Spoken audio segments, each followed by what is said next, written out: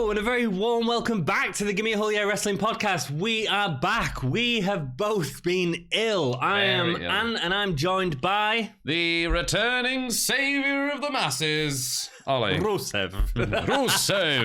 Machka. Oh, God. Let's move on quickly. Yes. NXT UK 61 is what we are going to review today. But before we get to that, Ollie. Yes. Give us some comments. We've got some comments. So, Tombstone Forever says 24-31 history lesson. Man, that was me going on about Roddy Piper at WrestleMania 2 and how boxing matches rarely work in WWE. Yeah. And we are going to talk about that in this episode, I'm sure. When we get to British the rounds match. Kassius Ohno, which we haven't actually discussed together, but I think we have different opinions on it. I think we do. So that'll be interesting. So stick around for that. Thank you, Tombstoner. Also said Ashton Smith was 1 for 9 at the hands of Jordan Devlin. Smith called me mad.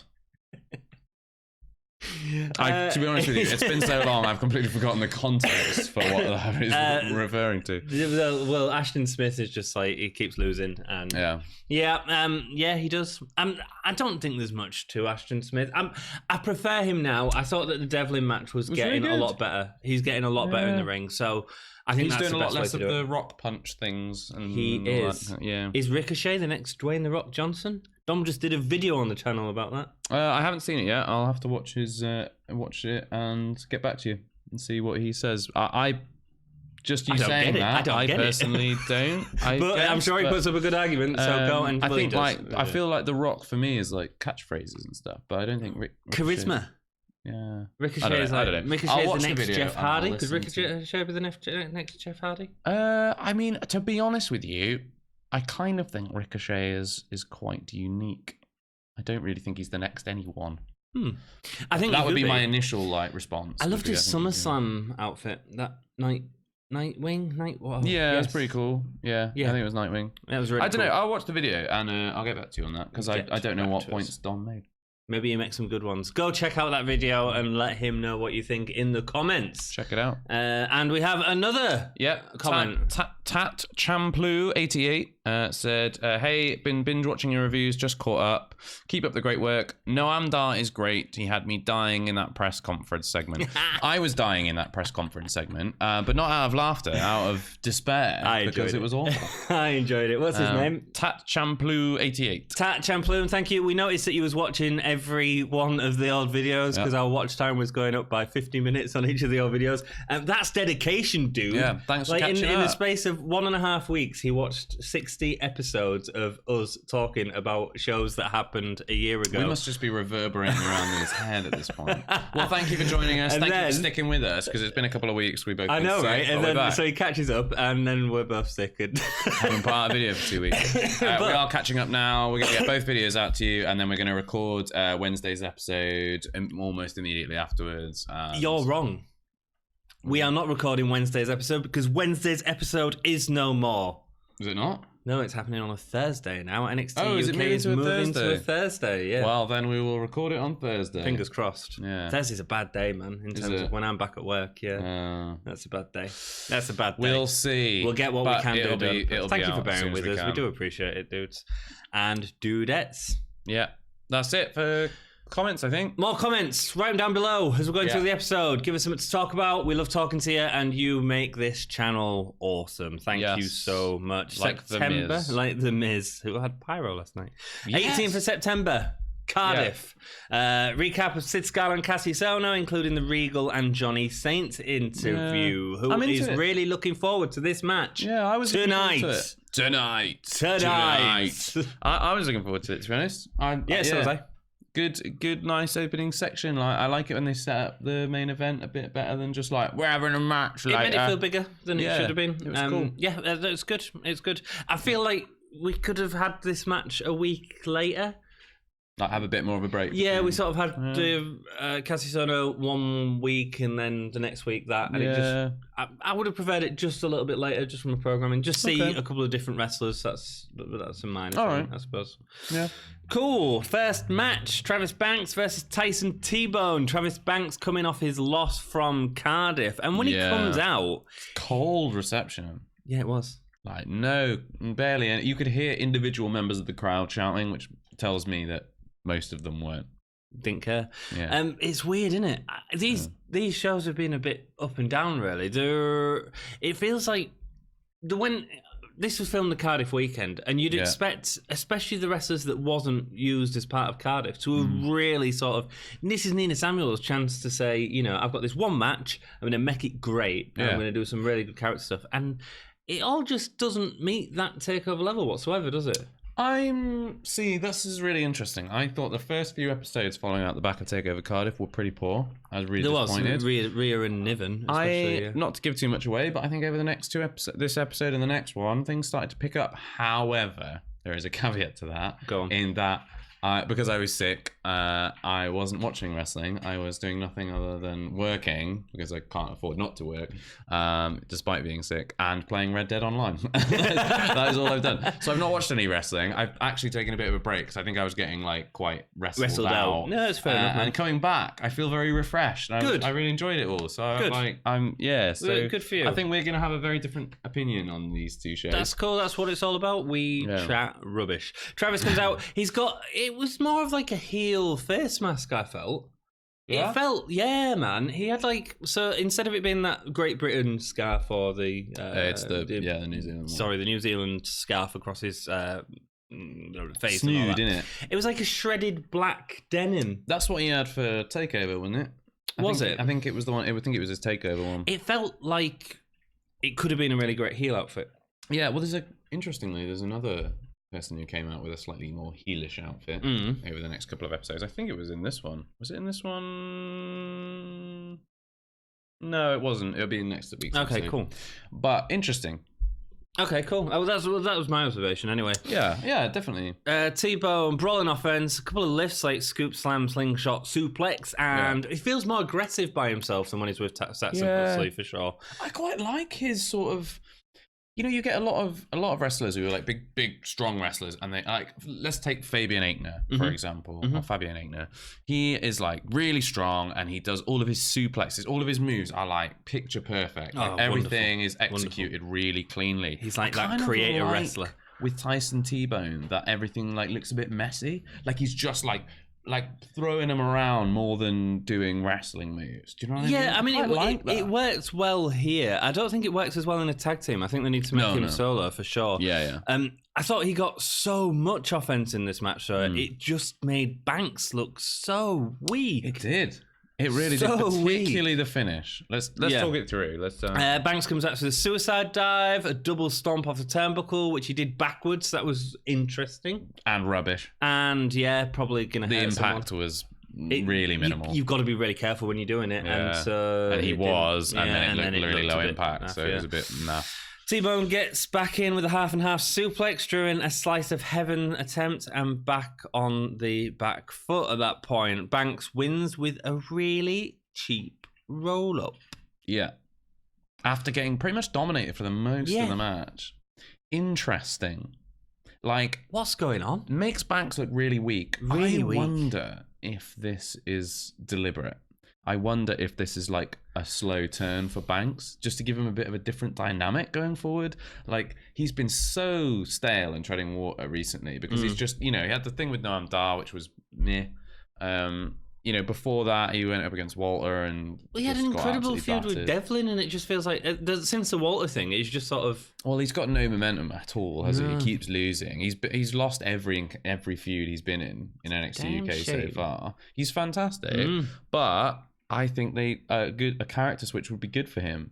Have him having to like be like a little bit sneaky to begin with roll-ups and heel stuff, turn definitely, and then turn him heel, man. Yeah, I agree if they're gonna do that, but I don't know if they are. I don't know what they're doing. It feels like they just don't know what they're doing, and it might well be the case. They might just be treading water with him. It might have also been the case that because he had the match at the Cardiff card, he was like, "Look, this match isn't as important." Tyson, you can sort of lead the match, and that's what they come up with. Maybe it's not a great way of getting his heat back, but if that's not the intention, and the intention is to show some character development, then maybe it'll be good. I think time will tell. But yeah, I was a bit like, ooh, like he just like really fluke that one. I did exactly. Did not look strong. Did not look strong at all. Yeah. Tbone looked way better actually. I think this was one of the best showings for Tbone for a long time. Some of those strikes were really nice. Yeah, I think it was partly, obviously Travis selling it, but yeah, very brawly. Yep. I liked his power moves. I like that he looked a bit like I mean, they build him as the traveling, like the traveler, don't they? Yeah, like, they're starting to go down more traveling route as opposed to the bloke in the pub. Yeah, and they give him a bit more of a story. Like they give him a bit more of a story. They, they build on the fact that he was like a bare knuckle boxer and stuff. Yeah, which is cool. Yeah, I like if they go with that character. I could see him doing more. Like maybe he was pretty fun. Maybe tone it back a little bit in terms of the obviousness with the sort of Hawaiian shirts and that sort of thing, and have it more. Odd. Have it more sort of geezer. You know what I mean? I just like it. Yeah, I think that his wrestling attire is fine apart from the shirt that he comes down in. And like he also, the vest and the trousers, I just think, just have that. They need to spend some time on a couple of promos with him as well. Or something he hasn't said anything. He hasn't said a word, so they really need to. But I think they have got a character there, or they're developing a character that they can use. So that's good to see. Yeah. That's good to see. Yeah. Ratsy backstage saying no one knows where Toni Storm is. Is she on NXT? We don't even know that yet when we're recording the video. She's sort of nowhere at the minute. She might be injured, There's a lot of rumours that she was injured and that's why she lost the title at Cardiff. Fair. Who knows? Maybe. Who knows? I mean, like, I'm happy that she's gone for a little bit. I think absence makes the heart grow fonder, and I was getting especially a with Toni, I was getting Tonied out. Like, I'm looking forward to the return. Yeah. I just hope that when she comes back, we don't get any more of this. Oh, it's Toni time. No, I agree with you completely. Gallus sandwich Ratsy. Yeah. Both, like... They're very two slices of bread as it was, man. It was hello, good. It was good. I'm still a bit ill, so don't get that close to me ever again. But you're on good. Matt Coffey does all the talking and says that they never lost at Cardiff, making them the number one contenders for the title. Ain't that right, Wolfie? Yeah, it's right, man. It's good, actually. Yes, it makes sense. That logistically makes sense. Yeah. It's a good argument for Gallus. I feel like with Gallus, it's 2 steps forwards and 1 step back. Like they do a couple of really cool things and like have a good couple of promos, and then they do something and I'm like, I'm really cold on them again. And then they do something cool. I'm like, oh, Gallus is here. I remember Gallus. They're fun. Yeah. You know what's funny? At some point they will peak really high and I'll be like, yeah, Gallus is amazing. But like for the time being, it's like, logistically, right? It makes complete sense in the world whether we've got another title shot. In terms of how it's going to go down, it's probably a really bad thing for him because all they're going to do is lose to Mark Andrews. Yeah, that's what I was thinking. And it's like, so the outcome is like, and I don't think Gallus should be doing that. I feel like Gallus should. I don't know. I think Gallus have sort of been relegated to mid card. Well, once Joe comes back, it just feels like a faction that's so dominated by that head force of Joe Coffey. Yeah, but I think like with Imperium around, they're never going to get a look in. You know what I mean? They've already got a massive faction. It'd be nice to see those 2 factions go to war. Yeah, maybe Imperium, with somebody else joining I just Gallus. want to see someone go with Imperium, man, and not on NXT. Where do we talk about it now? Yes, we can. Yeah. Martel, Barcel, Fabian Aichner, and Wolf. Yeah. Alexander Wolf, is that right? Yeah. Had a match against Kushida. Very good talent, Kushida from Japan. Yeah. Very good. And the Fashion Police and Imperium lost. Yeah. I mean, Marcel it's on NXT. Can't beat. It's on NXT. Who made the pin? Was it Kushida? I don't know. I believe so. I feel like it's okay. He got laid out it's afterwards by Walter. Oh, okay. Yeah, so it's building up to they get their heat back. Yeah. Like, okay, fair enough. Like, I mean, it's okay for Marcel Barthel to take a pin. I think like Fabian Aichner almost the tag guys can take a pin. Yeah. Alexander Wolf can take a pin. Who cannot take a pin at this point is Walter. I don't think any of them should be taking a pin. If they're going to build up that War Games match, which is where I feel this is going, because they've just made Kushida and the Fashion Police as a little faction to get over the strength of Imperium. Yeah. But actually, what they're inadvertently doing is not doing that. They're just getting over the strength of Walter, so it becomes a one-match faction. Whereas Undisputed Era don't feel like that. Yeah, Undisputed Era do feel like. But again, they've taken pinfall losses. The tag guys have taken pinfall losses and they still look strong. You know, like I think you know, so long as the booking is reasonably consistent for someone, like they can take the odd loss and not look too bad. I mean, Marcel Barthel and Fabian Aichner have taken losses on NXT UK before together. And to be honest, because they couldn't take any loss and we're still like, wow, these guys are phenomenal. But maybe that's just because we enjoy their cleanness of wrestling. I just think they're fantastic. They're all just, you know, what they've done is they've taken like 4 elite level wrestlers and stuck them all together and gone like, really? I don't know if I'd describe Wolf in that category yet. He's class. It's a different kind of okay. I mean, really I'm not his match with who was it? Was it Trent Seven? Yeah. Sure, he had a match with Trent Seven just before Takeover, and it was class. No, he didn't. Was it Trent Seven? He had a match with somebody from. I'm sure it was Seven was out after Walter. I'm sure it was Seven. That's what I was saying. Okay, cool. I just haven't seen it yet. Yeah. I think he's good. I think he's solid, but I don't think he's on the same level as the other 3 at the minute. But maybe that's just my opinion. Oh no, Devlin, that's who it was. Oh, Jordan Devlin. Okay, and it was class. Okay, cool. Let us know what you think. It'd be great to hear what you think of the structure of Imperium and sort of. If you was to put them all in order, though, it'd be Wolf at the bottom. Yeah, I think so. But that's just because I absolutely love Marcel Barthel and Fabian Aichner. I don't know that Wolf is necessarily worse than them. Are we going to get him in the 2K game? I hope so. They'd be crazy. Well, Walter's got to be in there. Walter has to be in there because he's the WWE UK champion. 7 won in it last year. Yeah, but he should be. Both Mustache Mountain should be in it. Yeah. Okay, so let's do a separate video on who from NXT UK should be in WWE 2K20. We better do that quick because it will be released soon. We'll do it after these. Let's go. Reah Ripley versus Debbie Keitel is next. Yeah. Sorry for going off track, guys. We're just, that's what we do. It's been a little while. Weird ape and stuff by Keitel, which all looked really stunted. Sorry, before we even start, can we talk about Reah Ripley's jacket throw to the ref? Did you see it? Yeah, it was great. That was absolutely amazing. I was like, you couldn't have done that if you were, you couldn't have done that better if you tried. No, she took her jacket off. She didn't even look. Threw it behind him without looking. It hit the ref in the chest and he caught it. Oh, was it in the chest? It hit him like there and he just caught it and he was like. And he looks really angry about it, as well. He was like, "Oh, so that's my job now." Yeah. And Reah just didn't respond to it. And was like, "That's great. It's great. It was perfect. It was absolutely amazing. I was just like, "Wow!" Didn't even look. Didn't even look, and she hit bang on the bullseye. Yeah, so perfect. Keitel, weird apron stuff, really stunted. She trained at Balor's school in Ireland, apparently. Keitel, was it Keitel? Debbie Keitel? Yeah. It goes for the waistlock takedown, but Reah absolutely no-sells it. Yeah. Looking more confused by her attempts to try and do it. What are you doing? It was funny. It was good. It was great, actually. This is how Ripley should have been booked from day when she had the title. Yeah. I was like, why were you doing this when you had the title? What is happening? Reah deadlifts Keitel, throws her across the ring, 2 slaps from Keitel, and a big boot, and Riptide put her down. Yes, this is a squash match. Absolutely what we should have been doing with Reah the entire time. But you look great. It was class.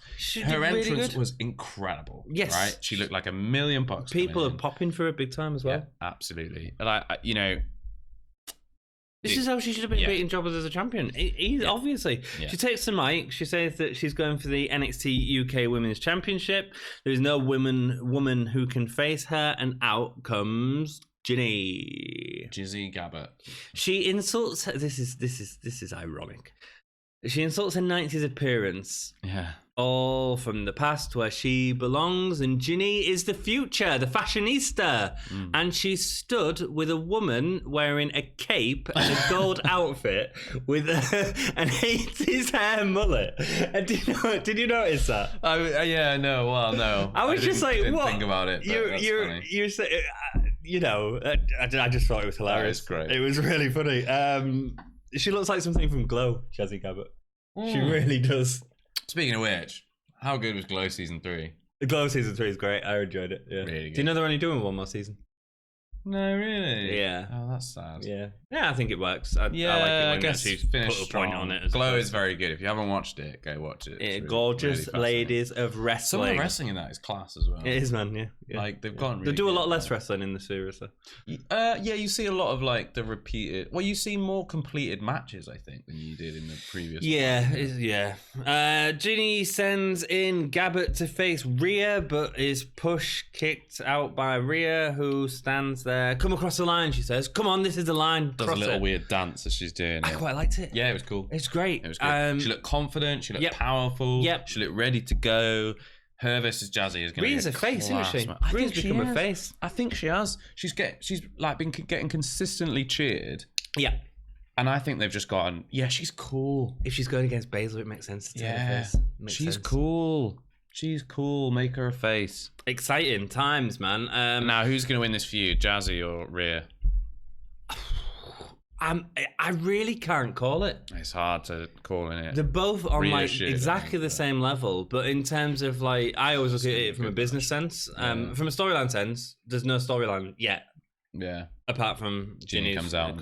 I'm prettier than you. From a business sense, is Reah going to stay on NXT or go to NXT UK? I don't know. So it sort of depends on that, does it not? Yeah, I think she should be the one to take the title off Baszler. Okay. Because I think that it makes sense. I think she should. So then, would you say lose this feud? Yeah, I think so. I think Ginny and Jazzy could do with the win. I mean, don't forget, Reah did beat Niven, as Tombstone as well pointed out in one of our videos.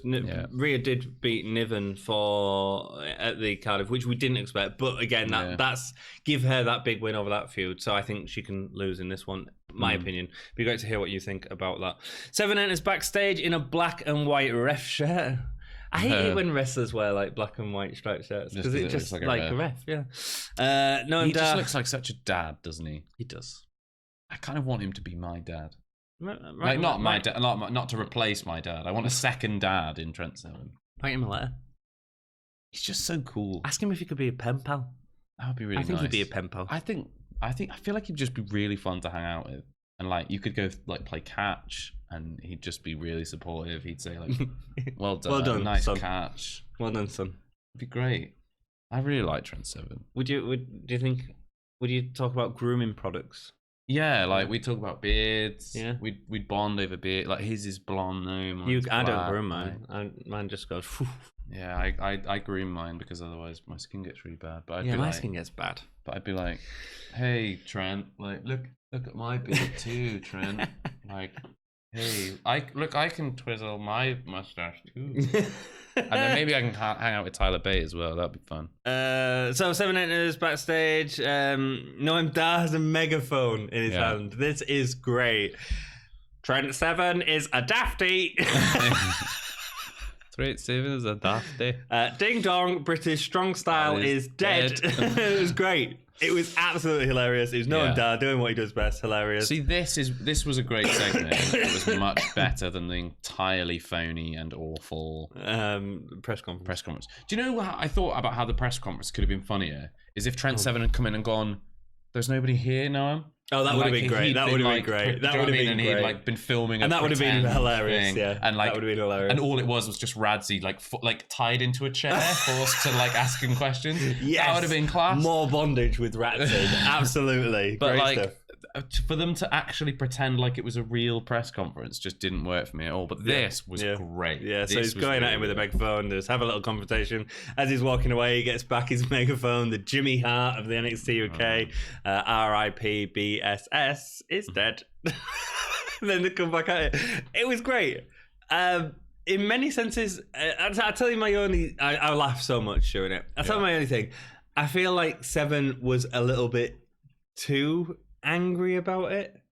I don't know. I think it's raw. It's a raw nerve, isn't it? I feel like it should be a bit more like, "You're an idiot. What are you doing?" Well, he did start like that, didn't he? But I think the British strong style stuff is meant to be a touchy subject for him, as we'll see in the match. I think it's because Noam Dar sells it so funny. You're still laughing from that, as opposed, so that real anger doesn't really. See, I feel really bad for Trent 7, so I'm like, I kind of. When Noam Dar's, because I know people like that they pick on something that has gone bad in your life, and they stab the knife in and twist it, baby. And you do want to just knock their block off. So you know what I mean? I just felt it went from something that could have been quite playful to 100 without any sort of. Do you know what I mean? Does that make sense? Yeah, I know what you mean, but I for me it worked. Cool, rock and roll. Let's move on. Advert for Sasha Banks Chronicle. We don't know much about adverts. Have you watched that? No, it's really, really good. Is it? I don't really like Sasha Banks. Watch it. You'll like her a lot more. Do you think? Yeah, she goes into like depression a lot and stuff like this that she was suffering with at like WrestleMania and I don't think that will make me like her more. Really? Not out of a horrible kind of way, but like it's just there's a lot of things about Sasha Banks, like a lot of the behaviors and stuff that have come out about her, like a lot of the way she interacts with fans and stuff. Like I know some of the times like fans are asking for it because they are like creepy or whatever. Yeah. But I just think like there are certain elements of Sasha Banks where I just kind of go like, oh, it just annoys me about you. I don't really like you very much. Okay, cool. But it is a really good chronicle. You know, I talked about these chronicles before, and I say when they do it as like a storyline thing, I hate them. Yeah. And this one was on after, what was the last pay-per-view? SummerSlam? No, was it SummerSlam? Something like that. Maybe. No, it was Clash of Champions. Clash of Champions, yeah. It was on after that, straight after that, and I was like, it was playing, and I was like, I got invested and stayed up till stupid o'clock in the morning. Cool, but yeah, go check it out if you haven't. It's quite interesting if you are into that sort of thing. Joseph Connors versus Kenny Williams is next. The lucky Kenny Williams. Williams, man, he's come right back down after a decent feud with Dar, hasn't he? Yeah, I genuinely thought there was more to that feud, and then it all just fizzled out. Like, yeah, he's just another jobber again. He's just gone back right back down, which is sad. Well, I mean, if it's going to be at the expense of, like, if you know, it's going to be for a reason. Building Joseph Connors is a good thing. Yeah, fingers crossed. I like Joseph Connors. Devastating early short arm clothesline from Connors. Kenny Williams bulldog into the top rope whilst he goes to the apron is different. I like that. That's what I like about Williams. He's like mixing up moves and trying different stuff, and it's unique. He's a unique high flyer, I'd say. Yeah, I'm really bored with his back elbows. I don't mind his back elbows, but you don't like him. They just overused. Like, he has about 6 in every match. He does. And that, maybe that's what I mean by the fact that he feels like a different sort of high flyer as opposed to going for the... Yeah, you know. I always think that they don't seem to align with that much impact. Okay. And also, it just feels overexposed to me now. It's like, it's a bit like a Superman punch, you know? Yeah. I can see where you're coming from. A nice neck snap from Connors, which sees Connors roll across Williams' back whilst holding onto his neck. It was a different offense, which is nice. I liked it. Connors trash talking to Williams while holding his knee into his back. It's a little weak though. Connors is so good at promos and stuff and talking in the ring. And this was, you gonna beat me? You gonna beat me, NXT UK? Connors is normally so good at stuff like that, and that just didn't make any sense. Yeah. Williams with an awful rope return. I hate that. But hits the back elbow off the other side every time. It's awful. Williams goes for a springboard again, but as Connor goes to knock it off, he has it scouted, delivering a springboard back elbow eventually.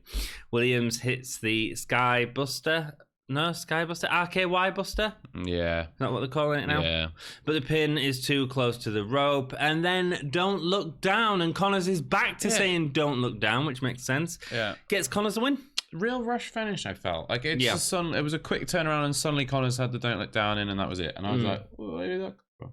There was no, like, moment. Like, normally in that point you have, like, a moment of, you know, he turns it around and like by pushing him into his throat into the ropes or something like to like a little bit cheaty, but still within the rules of the match that like gives him the win. Yeah, it just felt like he's picked him up and now he's done the move and he's done. Yeah, I think my problem with the match is there was no heat in it, but also that goes towards what you're saying towards the ending. Yeah. There was no sort of heat towards the ending either, and that feels a bit of a letdown. I think after the match, Connor should have beat down Williams or something to give us at least a reason for that, but it just sort of feels, although Connor's got the win, which we'll take note of, it still doesn't feel like anything. Yeah, it just feels like another match. Placeholder match. Yeah. No real stakes.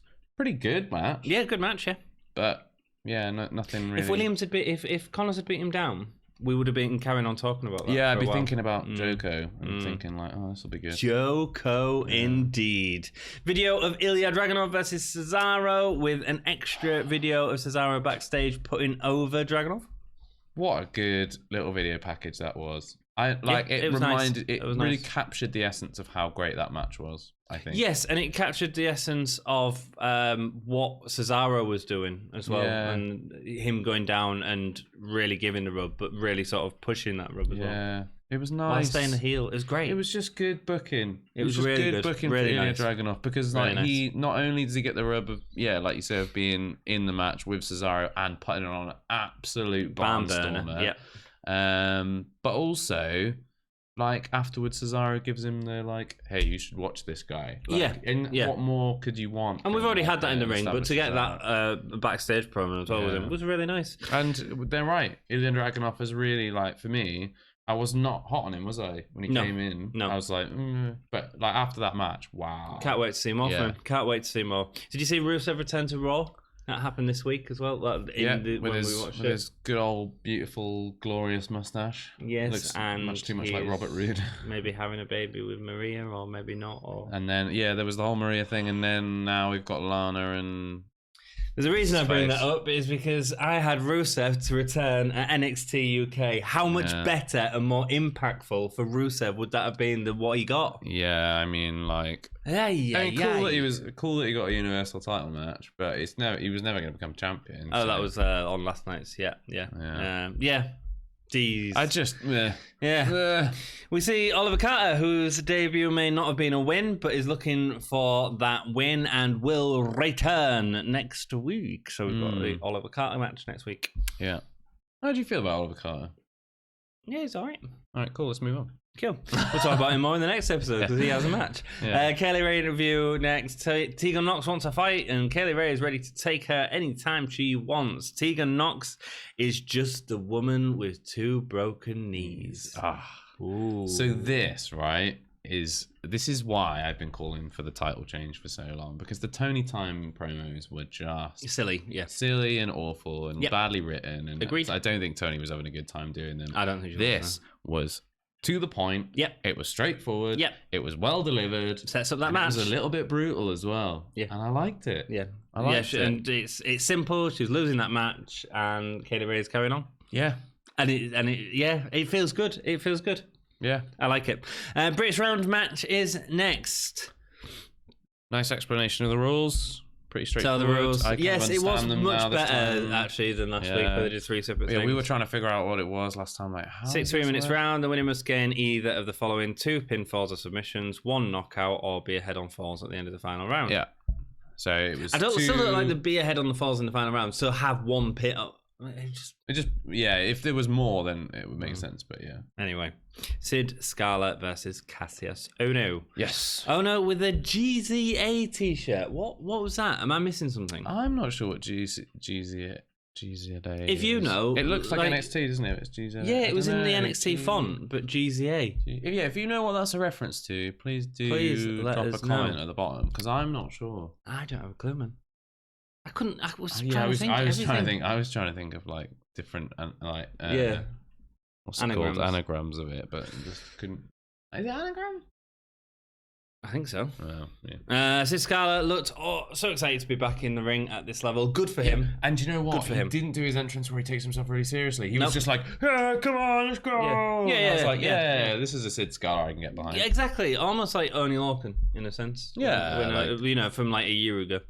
Ohno seems to be enjoying it as well. Yeah. He looked like he was having a good time laughing at Sid. Round 1. I've wrote it in separate rounds. That are good. Yeah. Lock-up wrestling. Have you wrote in separate rounds, or you've got loads of notes? Yeah, dude. I have actually. I've got a sort of more of a breakdown of We'll pause after each round. Moments. Say anything that you need to say, and then we'll make sure we don't miss anything. Lock-up wrestling with reversals attempts is the first round. Ohno taking him down by the head. Scala with the hand grab confusion to get out of the headlock by putting his arm under his leg and sort of waving it. It's just a bit weak to me. The waving to get him to... Yeah. Oh, no, it's a nice callback to Johnny Sane. And I it does sort of make sense. It's a gamble. You're going I'm going to put myself in a worse position and offer you the hand. If you manage to get it, you've got me in a really bad position. But in order to do that, you've got to let go. Okay. I think that's really clever. Because it's kind of going take the risk, Like you can either stay where you are on a kind of strong hold, safe hold, or you can take the risk of a gamble of a stronger hold, but it means you've got to let go. And if you I never thought of it like that. It's good. I never thought of it really like that. You may have just turned me onto it slightly. It's like tactical, like yeah. I love it. I loved it. It was just a bit for me. It was. I don't think the commentary sold it well enough. They needed to give a bit more of an explanation on. Well, they mentioned Johnny saying, but I mean, it was sort of. It needed to be. That was a really clever move there. That was a big moment. Yeah, he's like, no, fair enough. He's gambled and won. Like that would be like the good. Yeah. It's clever. I really liked it. And then we get an ankle lock to the end of the round. Yeah. You got to say about that round? First round, really nice example of chain wrestling. Like I think that this was a good. I don't know. I thought it was just really slow, cool. Man, just slow. Yeah, but like that's sort of what British chain wrestling is all about, though, isn't it? It's that slow feeling out process. For a first round, I'm happy with that. It's like you don't want to like put everything into it. You don't want to like hit 100 miles an hour from the first round, or you'd be shattered. It's got that boxing feel to it, like of just like you feel out your opponent in the first round. You know what I mean? And I get it. I just wanted to see more, and I don't think that. Yeah, go on. I just wanted to see more. I think that like this was an example of what, because I've said before, their previous match, I think it was probably put together fairly last minute if Jack Gallagher dropped out. Like reasonably close to the deadline. I think, like with everything going on at that weekend. I don't think he did. Well, I think with everything going on at that weekend, I think they wouldn't have had a lot of time to put something together. I think it was like, because it felt like a bunch of really good ideas, but they hadn't had a chance to like be worked on. But this felt like everything was much cleaner. They knew what they were doing. But you've got like 6 rounds to sort of book out. So in terms of like from a structure point of view, it makes sense that right, this is what we're doing this. Yeah. This is what we're doing this round. This is what we're doing this round. Which is more of what I wanted to see actually, more than a lot of the same stuff coming up. I wanted to see round 4 being the round where Sid Scala tries to fly. I wanted round 5 to be the one where Sid Scala nearly gets Kassius Ohno can't get the knockout punch. Yeah. It's like more of the story it's more of the story I wanted to go see, but it didn't sort of play like that. I think it got the opportunity. I think it did to a certain extent. There was points, but I wanted a little bit more of that diversity. I think than the chain wrestling. The first all the way 2 through. rounds was really heavy chain wrestling. Yeah, really heavy. Did break up a little bit further on. Yeah, the round 3 where they did this British style though, so I guess what that like makes a lot of sense. Yeah, I think this is an example of the match that they could have with more time and planning behind it. That's like basically. Also, the seconds should have been someone else. The what? The seconds, the guys who came up with the buckets. They were nerds. They were just 2 nerds. I mean, what are you doing, man? I mean, did you notice Cassius Ohno go, I really like your personality to one of them? Did he? Yeah, he's like, you've got great personality. I was like, oh, Cassius. Look, right, yes, you're right. It was a perfect It should have been Johnny Sane and Cesaro. Cesaro would have been great. Cesaro would probably gone back then. But anyone, Noam Dar would have been so good in that spot. Can you imagine? Although I think he would have drawn too much attention away from it. Yeah, I think like in either case, Johnny Saint should have been in Sid Scala's position. Corner, yeah. And even if it was just an old guy in Kassius Ohno's, maybe they could have. I tell you who they should have used. Adrian Street. Yeah, he'll have been there because he was at the Cardiff match. They could have used Robbie Brookside and have Kassius Ohno reject him and be like, exactly. Like, do you know what I mean? And that could have been a nice dynamic between the two. Instead, there was just sort of nothing. It was such a missed opportunity. Yeah. Round 2, much of the same. A little bit more running though in this match. A lot of slow lockups into submission. Scala going under his legs. Ohno tries the same, but he just sort of pushes Scala back because he's wide frame. I appreciated that. His little crawl. Yeah. I like Ohno trying it, but like just Scala's legs are that small that he just sort of like stumbles into it. I quite enjoyed that.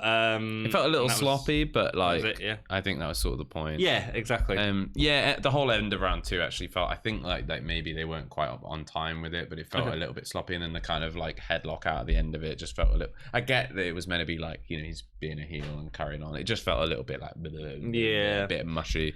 Round 3, unless you got more round 2. No, Ohno punches Scala in the throat, keeps going for it, but Scala hits 3 drop kicks to keep him away. Ohno with a rolling back elbow gets the first pin. I like the throat thing. Yeah. I like the targeting of the throw. I like Scala sold it really well. A lot more heel tactic in round 3. Yes. Made sense for the pinfall to come here, the first one. Yeah. Like halfway through the match. And it's also we've tried the technical wrestling, and that's not done me any good. So now I'm gonna go nasty. And he caught him with it. Oh, yeah, so sweet. Yeah. It was a really nice time for that to come out of nowhere and sort of like force a pin. It does make me think, like, why doesn't he just do that all the time? Yeah. But like, I get it. No, yeah, it makes sense from a storyline point of view. I just wish there was a little bit more of it. Yeah. It just felt like it didn't have enough. Do you know what I realised at this point in the match? And I think that this was actually one of the best things about the entire match itself, and it's not really necessarily anything to do with the wrestlers per se, is that like this enforcement of British rules. Mm-hmm.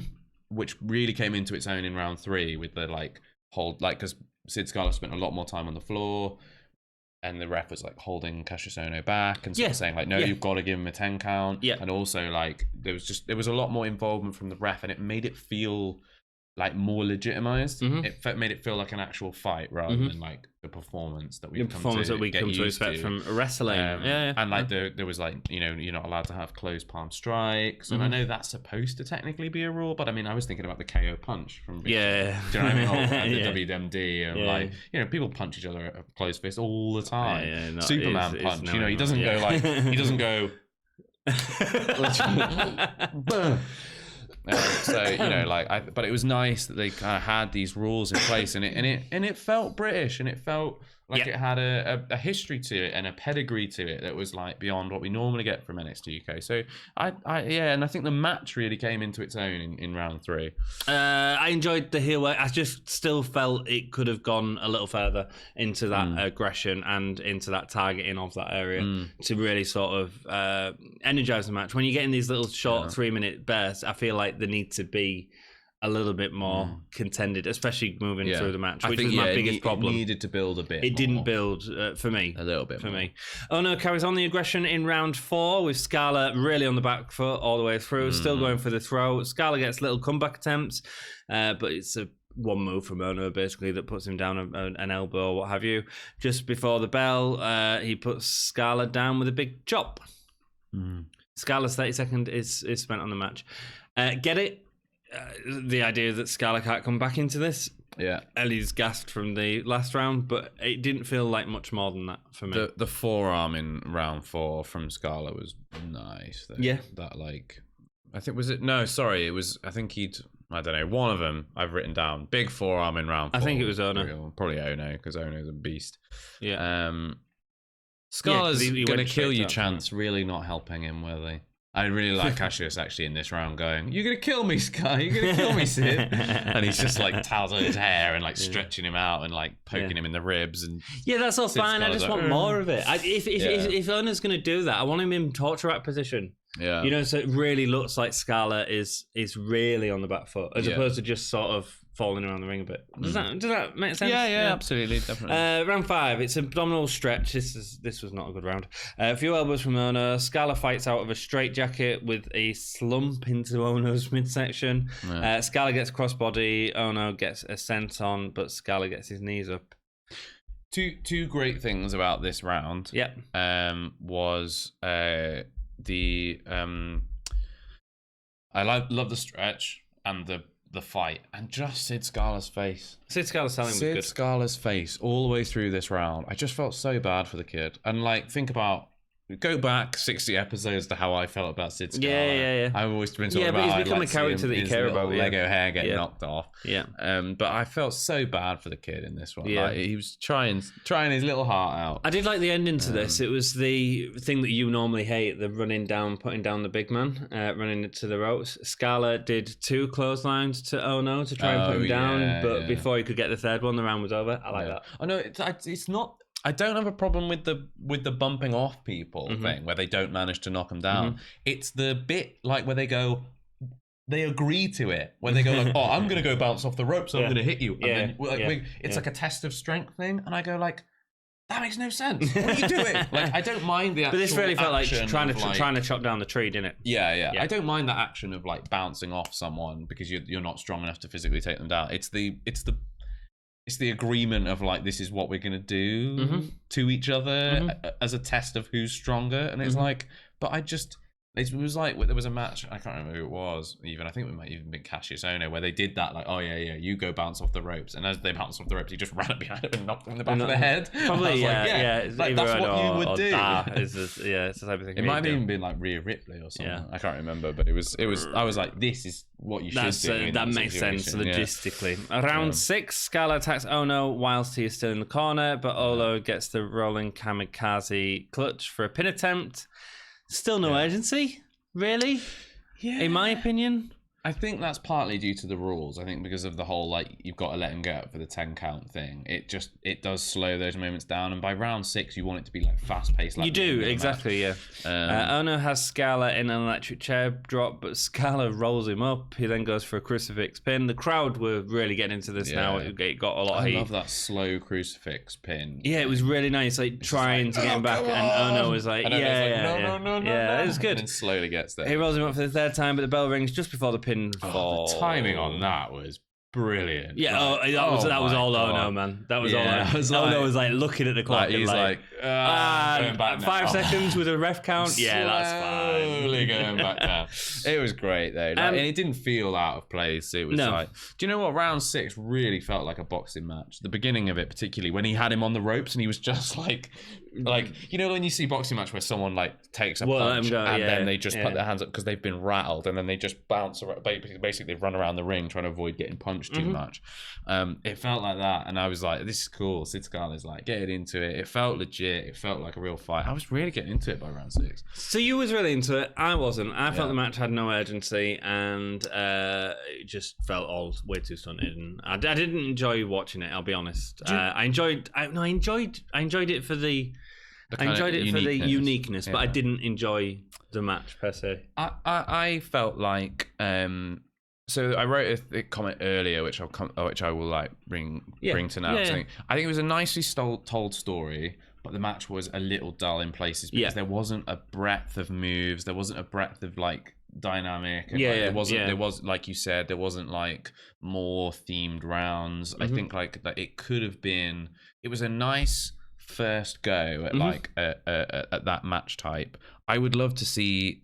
I really like the match dynamic. I think it's really cool. It's like a 2 out of 3 falls match, but with like a little bit more of a twist. I'd like to see it, but I think that everything needs to work. Yeah, absolutely. I want to see like. Oh, even Ohno again wasn't. No, not Ohno. It's just. I don't know. Pete Dunne versus Kassius Ohno would be a really good. Yeah.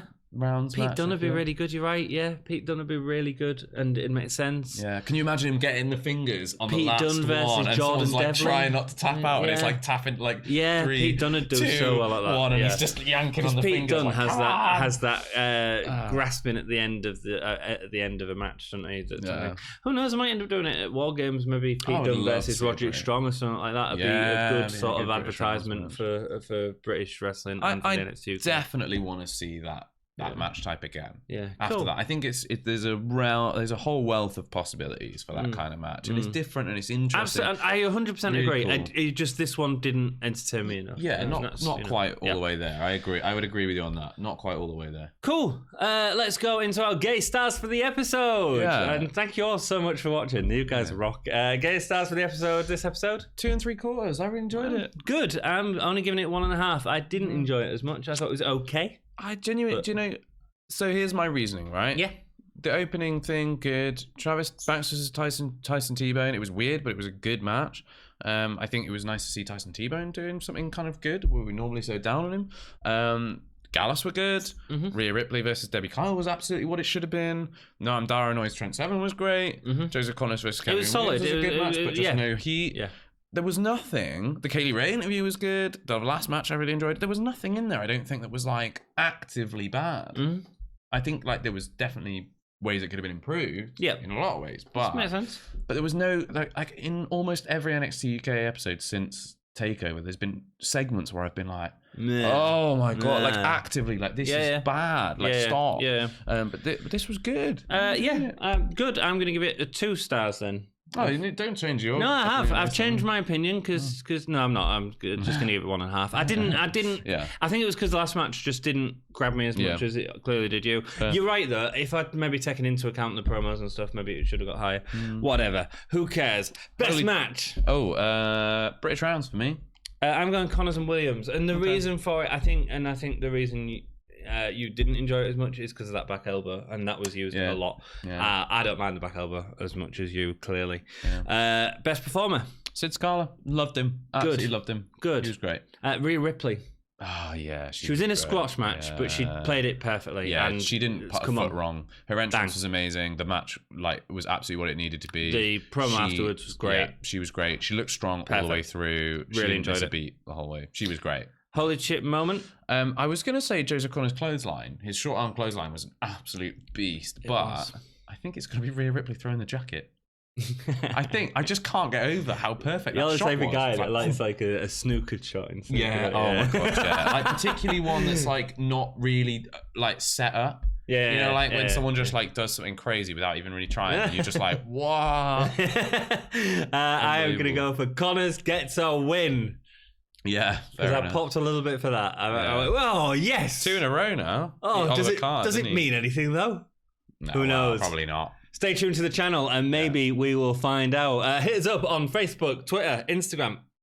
I've been doing a bit more on all them. Have you? You need to start doing stuff on them. Oh, I'm going to give you all the passwords. Oh, God, I hate social media. I know you hate social media. I've got some really good dead wrestler things that I made. Dead wrestler? Yeah, so I made like people love like when it's like a wrestler's anniversary when they die.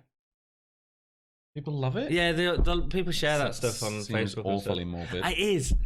But I think it's more a celebration. Okay, fair enough. Jim Neidhart died this day 2 years ago or whatever, and people are like, oh yeah. So I made like a load of black and white images with like a square box with their dates and all this sort of stuff. It took me hours. Wow. And I've scheduled them all on Facebook. So if you want to see dead wrestlers, go over to our Facebook, Instagram or Twitter. You can also spot us on Patreon. Yeah. Go over to Redbubble where you can buy a mug if you want to buy a mug for your Nana at Christmas. And none of the mugs have got dead wrestlers on them or in them. You could buy other stuff at Redbubble. You could buy clock face. You could buy bed sheets to really impress the lady. Yeah, you can. You can get our image on anything you want, man. I think you can get it on a dress if you wanted. Oh wow! You can buy your girlfriend a Gimme a whole year dress. If you don't, like, you're not really doing the wife, the husband / boyfriend / wife / partner. You're not doing it very well. You're not doing partnership very well. Sorry, go buy that dress. Buy that dress for your woman. Buy that dress for your man. Buy that dress for your person. Yeah, it'd be great to hear from you. Go find the most random thing you can buy with our image on Redbubble. Get a Gimme a whole year. You Gimme a whole year pants? Maybe. I might get some. I might get some. If you do get any of these, do take a photo and share it on our social media. But pants fan. I want pant shots. I don't send them to me. Awesome. Hit that ring bell, subscribe. Thank you so much for joining us. We're back again. Sorry it's late. Yeah, we've been sick. It's been going around. It's that time of the year. It's been going around. We'll see you in the next episode. Keep it most emphatically. Why do we say emphatically? I don't know. It's a good word. Gay.